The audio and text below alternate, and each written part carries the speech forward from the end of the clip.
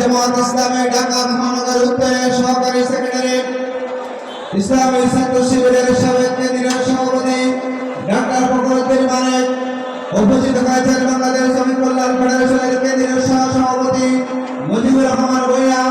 আমরা সকল নেতৃবৃন্দকে আমাদের পক্ষ থেকে আন্তরিকভাবে অভিনন্দন এবং শুভেচ্ছা জানাচ্ছি।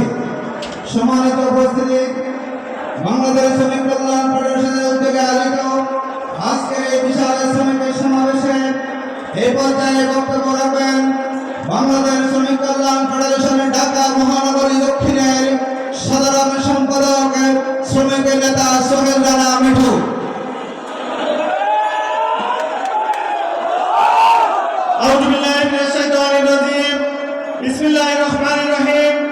শ্রমজীবী মানুষের অধিকার প্রতিষ্ঠায় ইসলামী শ্রমজীবী বাস্তবায়ন অনিবার্য এই মহান স্লোগানকে সামনে নিয়ে আমাদের মাঝে কাজ করে যাচ্ছে বাংলাদেশের মেহনতি